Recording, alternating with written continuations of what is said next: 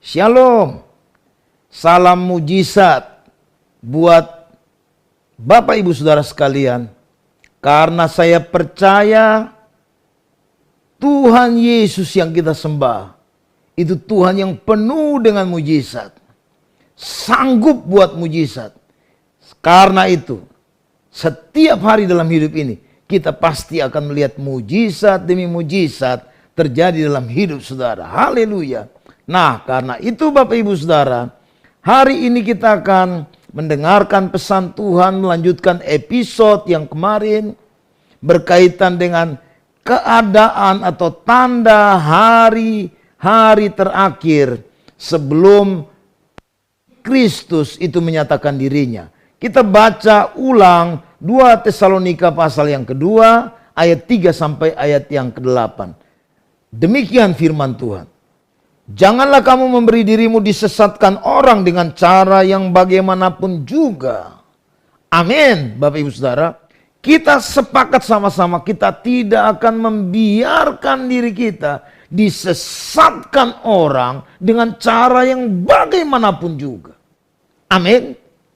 Sebab sebelum hari itu haruslah datang dahulu murtad dan haruslah dinyatakan dahulu manusia durhaka yang harus binasa, yaitu lawan yang meninggikan diri di atas Allah yang disembah sebagai Allah. Bahkan ia duduk di bait Allah dan mau menyatakan diri sebagai Allah. Tidakkah kamu ingat itu telah kerap katakan kepadamu ketika aku masih bersama-sama dengan kamu. Dan sekarang kamu tahu apa yang menahan dia, sehingga ia baru akan menyatakan diri pada waktu yang telah ditentukan baginya. Karena secara rahasia kedurhakaan telah mulai bekerja, tetapi sekarang masih ada yang menahan. Kalau yang menahannya itu disingkirkan, pada waktu itulah si pendurhaka baru akan menyatakan dirinya. Tetapi Tuhan Yesus akan membunuhnya dengan napas mulutnya dan akan memusnahkannya kalau ia datang kembali. Akan datang dahulu, harus datang dahulu. Yang pertama, murtad. Yang kedua, kedurhakaan. Lalu yang ketiga, yang menahan itu disingkirkan. Nah, Bapak Ibu Saudara yang terkasih dalam Tuhan, kita sedang bahas tentang poin yang pertama, yaitu murtad. Kata murtad itu sendiri dalam Alkitab Perjanjian Baru, istilah yang digunakan untuk menerjemahkan atau menggambarkan istilah ini, yaitu kata skandalizo, kata apostasia, kata parapipto, dan satu lagi yaitu epistemi. Kita masih sedang bahas tentang skandalizo. Kata ini Bapak Ibu Saudara 29 kali digunakan dalam Perjanjian Lama.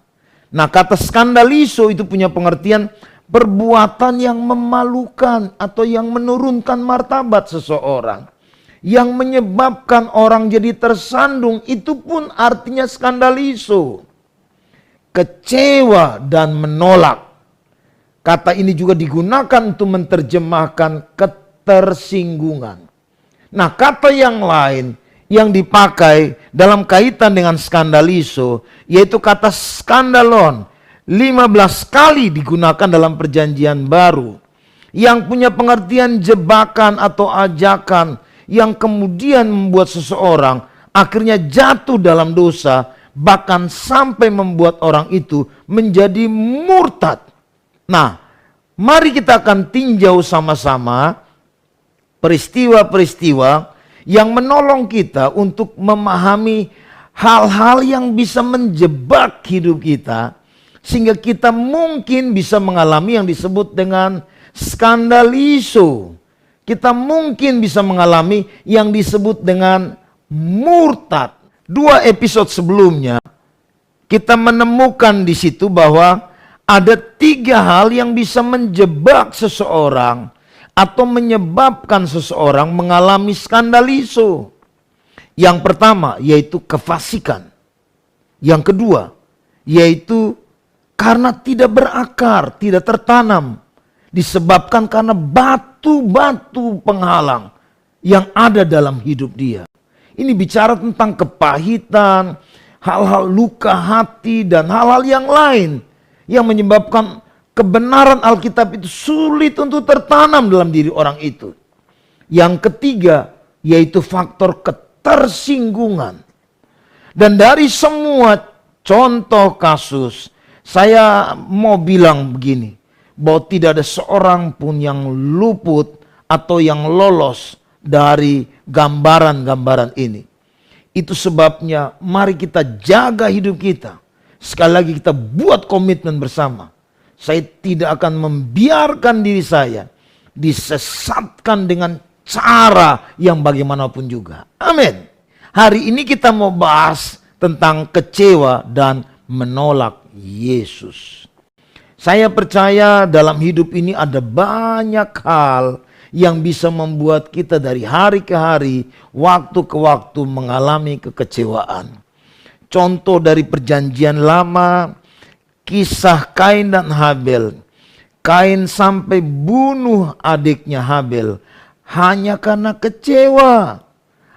Dia persembahkan buat Tuhan, itu ditolak. Sementara Habel itu dikenan oleh Tuhan. Ada banyak catatan-catatan kekecewaan yang lain. Tapi juga ada banyak catatan orang-orang yang menang terhadap kekecewaan. Sehingga saya terlalu percaya apapun kekecewaan yang saudara sedang alami, kita harus berkata saya harus menang terhadap masalah itu. Yang mau bilang amin. Nah, mari kita tinjau kasus ini berkaitan dengan orang-orang di Nazaret, di tempat di mana Tuhan Yesus dibesarkan. Ada beberapa bagian dalam Alkitab yang menerjemahkan tentang keadaan ini. Kita langsung baca saja Markus pasal yang ke-6 ayat 1 sampai ayat yang ke-5. Sabat, ia mulai mengajar di rumah ibadat dan jemaat yang besar takjub ketika mendengar dia. Dan mereka berkata, dari mana diperolehnya semuanya itu? Hikmat apa pulakah yang diberikan kepada, dan mujizat-mujizat yang demikian bagaimanakah dapat diadakan oleh tangannya? Bukankah ia ini tukang kayu, anak Maria, saudara Yakobus, Yoses, Yudas, dan Simon? Dan bukankah saudara-saudaranya yang perempuan bersama-sama kita? Lalu kecewa dan menolak dia. Kata yang dipakai yaitu skandaliso. Hadirlah kata ini dalam kasus ini. Maka Yesus berkata kepada mereka, seorang nabi dihormati di mana-mana kecuali di tempat asalnya sendiri, di antara kaum keluarganya dan di rumahnya. Ia tidak dapat mengadakan satu mujizat pun di sana, kecuali menyembuhkan beberapa orang sakit dengan meletakkan tangannya atas mereka. Nah, Bapak Ibu Saudara, dari bagian ayat ini, saya dari belakang dulu, ayat 5 tadi. Yesus tidak dapat buat mujizat apapun, kecuali beberapa kesembuhan karena penumpangan tangan yang dilakukannya. Dari kisah ini kita melihat bahwa respon dari orang-orang yang ada di Nazaret itu menunjukkan sikap yang skeptis, atau mungkin saya pakai bahasa begini, lu heboh banget, terlalu besarkan diri. Sembuhkan dirimu, baru sembuhkan kami. Di catatan di Lukas pasal 4, itu Yesus ketika baca Yesaya pasal yang ke-61, dia berkata begini, hari ini ketika engkau mendengarkan ini, maka ini digenapi. Memang bahasa ini tegas, Yesus sedang bilang bahwa roh Tuhan ada padaku. Jadi dia sedang berkata bahwa mulai hari ini orang sakit disembuhkan, orang lumpuh berjalan, Orang tuli mendengar. Mujizat-mujizat akan terjadi melalui dirinya. Sehingga itu membuat orang-orang yang mengenal dirinya, mereka langsung berespon yang berbeda. Alkitab kemudian bilang begini, loh, bukankah dia ini tukang kayu? Loh, bukankah dia anak Maria? Bukankah saudara-saudaranya bersama-sama dengan kami? Saya kemudian mencoba untuk menerjemahkan begini, bahwa orang-orang yang ada di Nazaret, yaitu orang-orang yang memandang muka. Mereka mempertanyakan kuasa hikmat yang ada padanya. Mereka mempersoalkan strata sosial yang mereka tahu tentang dirinya. Tapi saya simpulkan begini, ada kesombongan yang melatar belakangi orang-orang yang ada di Nazaret. Karena bukankah Yesus kemudian memberikan respon dengan bahasa begini, nabi di rumah sendiri, di kampung sendiri, tidak dihormati. Kesombongan menjadi latar belakang. Mereka menolak keberadaannya. Mereka menolak Yesus. Sehingga mereka tidak melihat, bahkan tidak terjadi sesuatu dengan mereka. Saudara tahu latar belakang dari Nazaret. Zaman Yesus, Nazaret itu daerah yang paling terkebelakang, alias sendeso, udik. Karena daerah itu ada di tempat yang jauh dari lintasan umum, jalan umum. Sehingga memang kondisinya seperti itu. Secara sosial, ini aneh. Kenapa? Sebab orang di kampung, sikap hormat itu lebih menonjol daripada orang yang ada di kota. Tapi ternyata Nazaret ini memberikan gambaran buat saya bahwa nggak peduli orang di kampung atau orang di kota, kesombongan, keangkuhan ini ada dimanapun. Betulkah begitu? Dan itu persoalan saudara dan saya.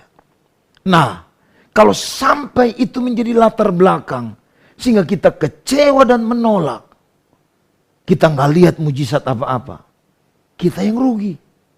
Nah, Bapak Ibu Saudara yang terkasih dalam Tuhan Yesus Kristus, mari kita evaluasi diri kita.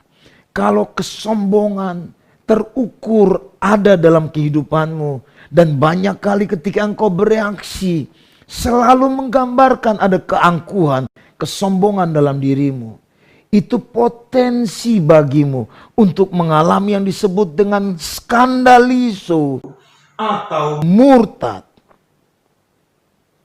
Lukas 4 kemudian menjelaskan bahwa mujizat yang terjadi di Kapernaum itu begitu banyak.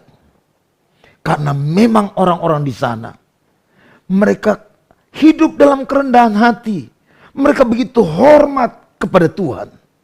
Ada kisah yang paling menonjol yang menjelaskan tentang seorang perwira di Kapernaum.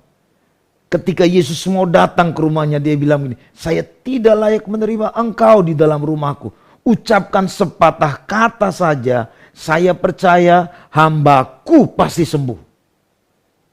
Ini kalimat yang menunjukkan bahwa mereka begitu hormat kepada Tuhan. Ada kerendahan hati yang mereka punyai. Sehingga mereka mengalami dan melihat banyak sekali mujizat Tuhan buat di Kapernaum. Ada hal yang lain yang diucapkan, ditulis dalam Lukas. Yesus berkata begini, di Israel itu banyak janda.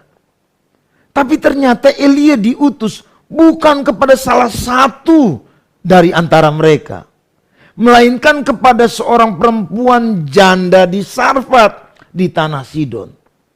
Ayat 27 bilang begini, pada zaman Elisa banyak orang kusta di Israel. Tapi tidak ada seorang pun dari mereka yang ditahirkan oleh seorang yang diurapi ini. Justru Naaman orang Syria. Nah, Bapak Ibu Saudara, lihat. Ada kuasa yang bergerak melalui nabi-nabi ini. Tapi itu tertahan karena ada latar belakang. Saya percaya mari kita jaga, kita koreksi hidup kita. Supaya mujizat-mujizat itu tidak terhalang nyata dalam hidup saudara dan saya. Amin. Mari kita lihat sama-sama hal kaitan dengan janda Sarfat ini. Tempatnya jauh. Itu daerah dekat Libanon, Bapak Ibu Saudara. Elia jauh-jauh dari sungai Kerit.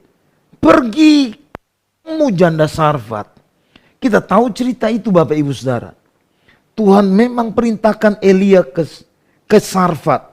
Karena Tuhan bilang, ada seorang janda yang akan memberikan engkau makan. Tuhan sudah lebih dulu ngomong kepada janda itu, bahwa akan datang seorang nabi dan engkau diberi tugas untuk memberi makan kepadanya. Saudara pasti tahu masa itu masa paling hebat kekeringan yang terjadi di Israel. Tuhan tutup pintu langit sehingga 3,5 tahun tidak pernah turun hujan di Israel. Sungai Kerit pun bisa kering. Sampai Tuhan harus pindah dari Kerit. Saya percaya bahwa ada kebenaran di sisi itu, bahwa Tuhan itu tahu pelihara hidup orang-orang yang mengasihi Dia. Yang percaya bilang amin. Nah, sampai di sini yang saya ingin expose berkaitan dengan skandaliso ini atau kecewa dan menolak. Ketika Elia sampai di Sarfat, ketemu janda itu, dia minta air, dia minta buat lebih dulu sepotong roti baginya. Padahal janda itu sudah berkata kepada dirinya, aku cuma punya sedikit tepung dan minyak dalam buli-buli. Aku akan buat untuk makan dengan anakku dan besok kami mati. Tapi Elia berkata, buat dulu kepadaku, baru kepada engkau dan anakmu. Saya percaya apa yang Elia katakan bisa menjadi sandungan buat janda ini. Mungkin hari ini kita akan bilang gini, ini hamba Tuhan yang tidak beretika. Tapi bukankah Tuhan sudah lebih dulu ngomong kepada dirinya bahwa dia diberi tugas untuk kasih makan. Saya kadang-kadang suka bilang begini Bapak Ibu Saudara. Dalam hidup ini kadang-kadang Tuhan itu buat shock terapi buat kita. Supaya kita melakukan apa yang Tuhan suruh. Sebab bukankah perkataan Allah itu berkuasa? Amin. Bukankah perkataan Allah itu sanggup mengubah dari tidak ada menjadi ada? Dan untuk sampai itu terjadi, perlu ada tindakan iman dari pihak kita.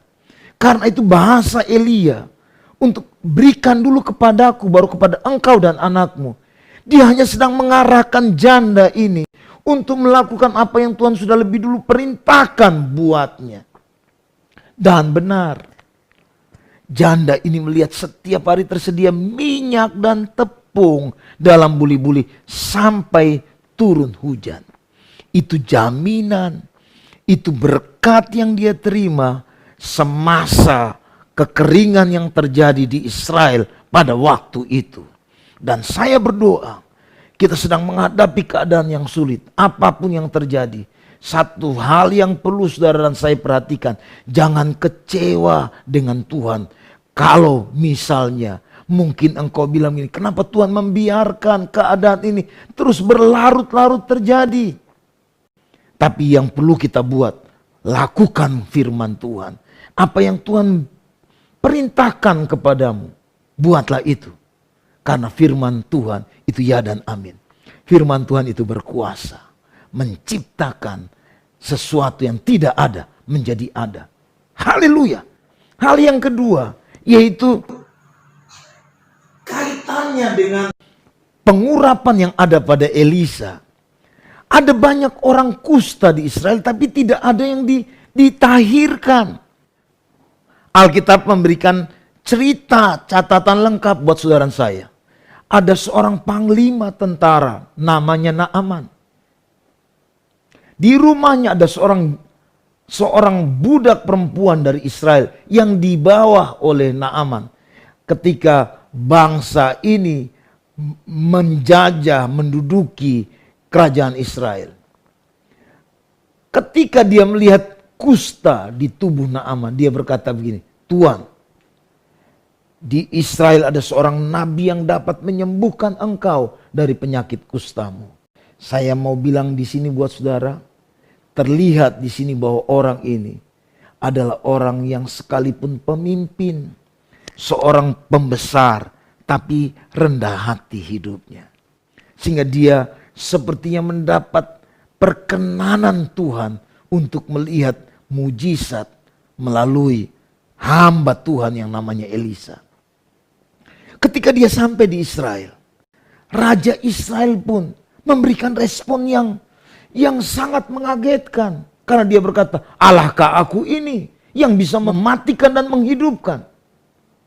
Orang ini cari gara-gara terhadap saya. Dan berita itu terdengar sampai ke telinga Nabi Elisa. Maka yang terjadi, Elisa mengundang dia datang ke rumahnya. Saudara tahu kisah itu? Mereka pergi rombongan yang dari Syria itu ke rumah Elisa. Sampai di depan rumah Elisa. Elisa yang mengundang, bukan keluar menyambut.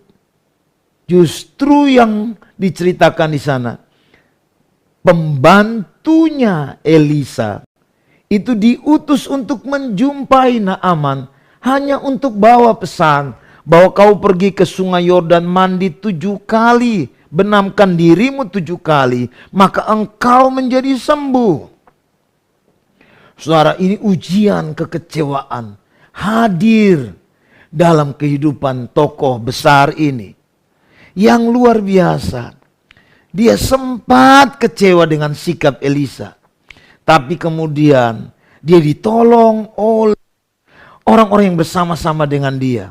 Sehingga dia lakukan juga apa yang menjadi pesan daripada Nabi Elisa. Saudaraku yang terkasih dalam Tuhan Yesus Kristus, di momen ini terbukti bahwa orang ini berhasil mengatasi kekecewaan. Karena dia mampu meredam kesombongan, keangkuhan.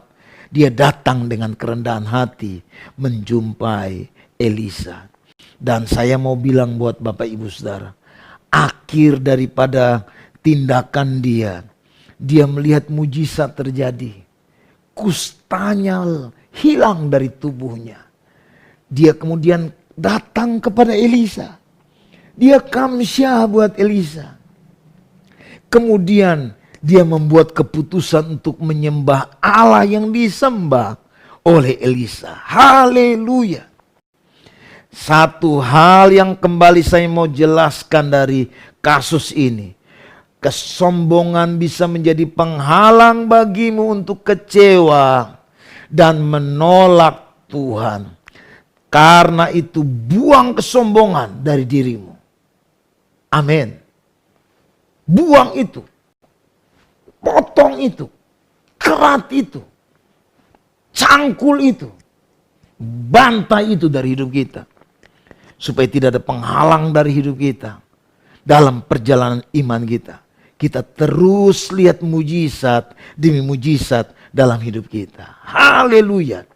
Salam miracle buat saudara. Nah, mari kita tinjau kasus yang lain. Untuk memahami hal apa lagi yang menjadi penyebab orang bisa menjadi kecewa dan menolak Tuhan. Satu kisah yang lain, yaitu berkaitan dengan tokoh besar yang pernah ada dalam catatan sejarah Alkitab, yaitu Yohanes Pembaptis. Saya menyebutkan dia tokoh besar karena memang diakui oleh Tuhan Yesus. Saya menyebutkan tokoh besar karena ketika Yesus berbicara dengan murid-muridnya, apa kata orang tentang si aku ini? Yang pertama yang mereka sebutkan, Yohanes Pembaptis. Itu berarti bahwa dia orang paling terkenal, punya pengaruh besar pada zaman itu. Bapak Ibu Saudara pasti tahu kisah ini. Sepanjang hidupnya hampir sebagian besar waktunya dihabiskan di padang gurun. makanan dia yaitu apa? Belalang dan madu hutan. Pakaian dia dari bulu onta. Apa yang dia buat di sana? Alkitab bilang gini, di padang gurun itu dia mempersiapkan jalan buat kedatangan Raja Kemuliaan. Banyak orang kemudian bertobat dan dibaptis, termasuk Tuhan Yesus. Dan di momen itu, Bapak Ibu Saudara, ketika Yesus datang kepadanya untuk dibaptis, dia berkata kepada banyak orang yang sementara antri untuk dibaptis. Dia bilang begini, lihat anak domba Allah yang menghapus dosa dunia. Yohanes 1 ayat 29. Dan murid-muridnya disuruh untuk mengikuti Yesus. Saudara lihat, orang ini bayar harga yang mahal untuk melaksanakan panggilan. Tapi ketika dia melihat Yesus yang dikatakan bagian dia untuk mempersiapkan jalan bagi kedatangannya itu hadir, dia perintahkan murid-muridnya untuk mengikuti Yesus. Dia lepaskan mereka, dia rilis mereka untuk ikut Tuhan Yesus. Ini hal yang tidak mudah dikerjakan oleh orang, kecuali punya hati yang rendah di hadapan Tuhan, setia dengan panggilan.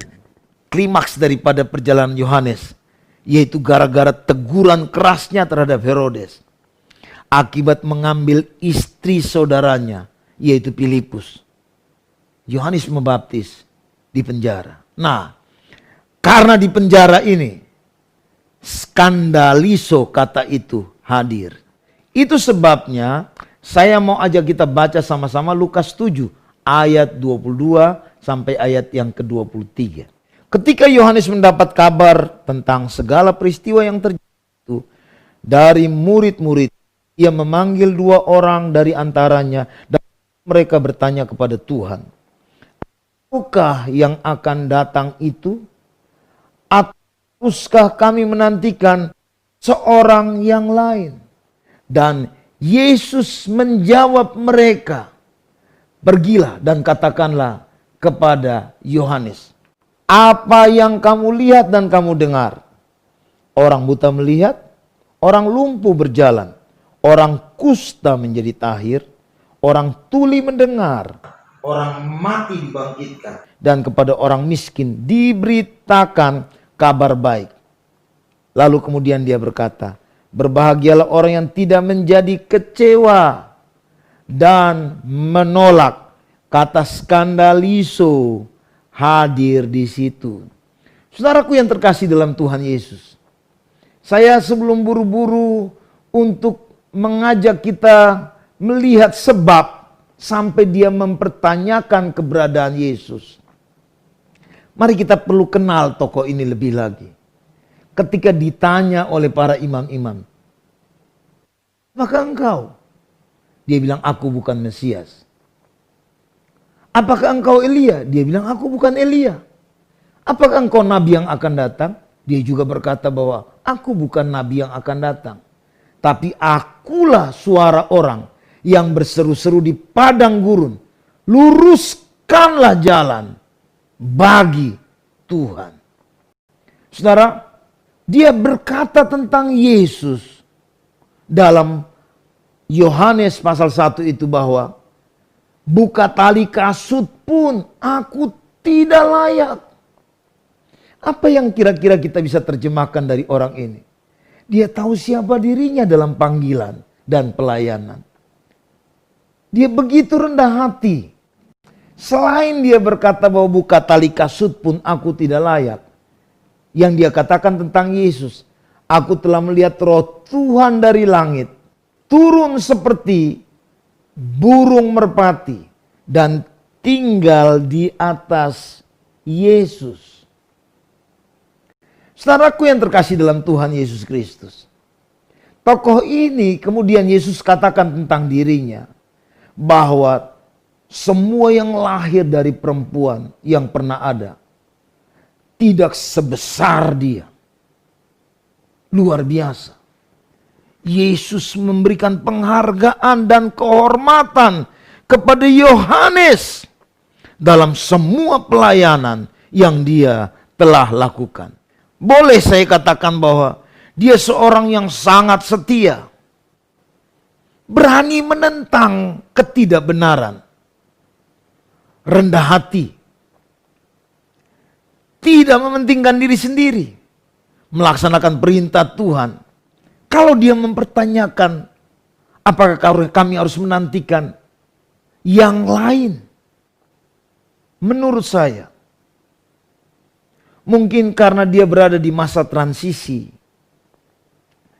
menghadapi sebuah dimensi yang baru, di mana menyatakan dirinya kepada manusia, kepada dunia. Nubuatan tentang juru selamat mungkin belum terang benderang baginya, sehingga muncul keraguan. Apalagi, Bapak Ibu Saudara, ada catatan yang lain yang kita pasti pahami, bahwa kecenderungan atau perspektif orang-orang Israel itu melihat Mesias itu akan datang sebagai seorang raja duniawi, seorang pemimpin duniawi yang akan melepaskan, membebaskan mereka dari perbudakan pada waktu itu. Bukankah Lukas 24 ayat 21? Rasul-rasul juga berkata, padahal kami dahulu menyangka, mengharapkan bahwa dialah yang akan datang untuk apa? Membebaskan bangsa Israel. Sebelum Yesus naik ke surga, mereka berkata begini, Tuhan, maukah Engkau pada masa ini memulihkan kerajaan bagi Israel? Nah, barangkali Bapak Ibu Saudara, karena latar belakang ini, muncullah reaksi daripada Yohanes Pembaptis seperti itu. Apalagi karena Yohanes sedang ada dalam penjara. Perspektif itu membawa dia kepada pemikiran bahwa Tuhan berkuasa untuk bisa menolong dia, menyatakan kuasanya sebagai Mesias untuk lepaskan dia dari penderitaan di penjara yang sedang dia alami. Sehingga muncullah perkataan itu hadir dalam dirinya. Lalu Yesus berkata begini, berbahagialah engkau yang tidak kecewa dan menolak apa? Aku.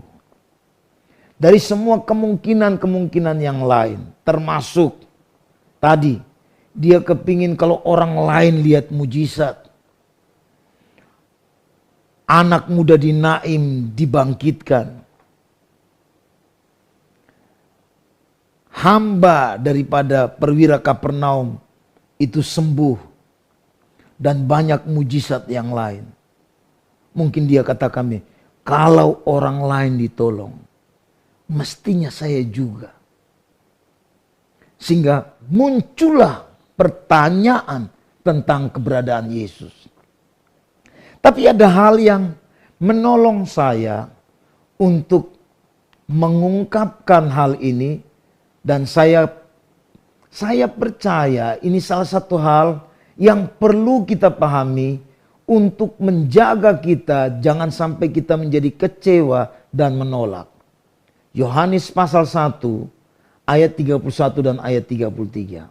Dan aku sendiri pun mula-mula tidak mengenal dia, tetapi untuk itulah aku datang dan membaptis dengan air, supaya ia dinyatakan kepada Israel. Dan aku pun tidak mengenalnya. Tetapi dia yang mengutus aku untuk membaptis dengan air telah berfirman kepadaku, jikalau engkau melihat roh itu turun ke atas seseorang dan tinggal di atasnya, dialah itu yang akan membaptis dengan Roh Kudus. Bapak Ibu Saudara yang terkasih dalam Tuhan Yesus Kristus, dari ayat ini, kalau Yohanes Pembaptis mempertanyakan keberadaan Yesus, bahwa apakah mungkin ada orang lain yang harus kami tunggu?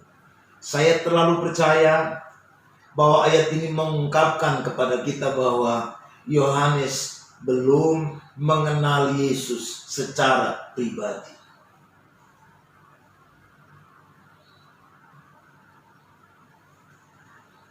Paling tidak Alkitab menjelaskan bahwa ada satu kali dia ketemu Yesus, yaitu ketika Yesus dibaptis. Mereka memang punya hubungan kekerabatan, tapi sejauh mana mereka saling bertemu, tidak ada data banyak di Alkitab. Karena itu saya menyimpulkan bahwa dia belum mengenal Yesus secara pribadi, secara intim. Bukankah banyak di antara kita mengaku diri Kristus, melayani dan sebagainya, tapi juga belum mengalami perjumpaan pribadi dengan Tuhan?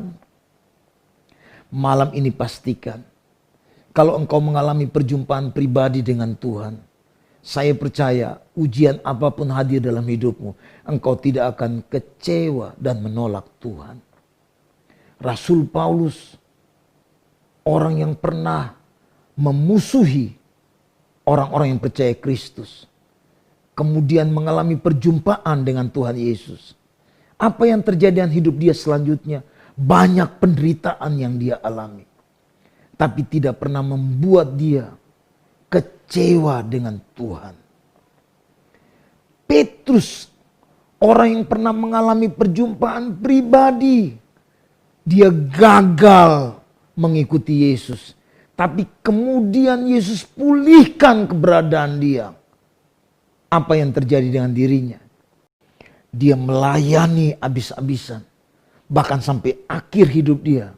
Dia dipaku seperti Yesus disalib. Hanya berbeda, kepala dia di bawah, kaki di atas. Karena itu permintaan dia. Karena dia menganggap tidak layak disalib seperti Kristus. Saya percaya bahwa penyebab orang kecewa dan menolak selain karena memandang muka, faktor kesombongan, hal yang kedua yaitu belum mengenal Yesus secara pribadi atau belum mengalami perjumpaan pribadi dengan Tuhan Yesus. Yohanes Pembaptis mungkin karena penderitaan padang gurun, kesulitan penjara, maut yang ada di depan dia, membuat dia mempertanyakan keberadaan Tuhan Yesus. Tapi hari ini ada hal yang terungkap yang saya ingin sampaikan buat kita sekali lagi. Kalau kita tidak mengalami perjumpaan pribadi dengan Tuhan, itu akan menjadi potensi, itu akan menjadi celah buat kita untuk kita mengalami yang disebut kecewa dan bahkan bisa menolak Tuhan. Saya tutup hari ini dan berkata, mari kita identifikasi diri kita. Kalau saudara menemukan itu dalam dirimu, mari kita bereskan. Sehingga sekalipun Alkitab berkata bahwa harus dulu murtad, kita menjadi bagian orang yang tidak akan mengalami itu. Asalkan hidup kita bereskan kefasikan. Kalau ada batu-batu penghalang dalam hidup kita, cungkil dan buang itu. Kalau ada ketersinggungan, selesaikan itu. Kalau ada kekecewaan, bereskan itu. Dan hari ini, maukah saudara datang dengan jujur di hadapan Tuhan? Kalau engkau melihat itu ada dalam dirimu, hari ini berapa banyak yang mau datang kepada Tuhan dan berkata, saya tidak ingin nubuat tentang apa yang harus terjadi menjelang hari Tuhan. Itu terjadi atas hidup saya. Itu sebabnya semua celah-celah ini saya mau tutup. Mari bangkit berdiri. Engkau yang menemukan kefasikan dalam dirimu. Engkau yang menemukan ada batu-batu penghalang. Sehingga kebenaran tidak bisa tancap dalam hidupmu. Engkau yang menemukan ketersinggungan itu ada. Atau kekecewaan dalam hidup ini. Mari datang kepada Tuhan Yesus. Sebab dia sanggup memulihkanmu, menyembuhkanmu. Dia sanggup mengadakan mujizat dalam hidup.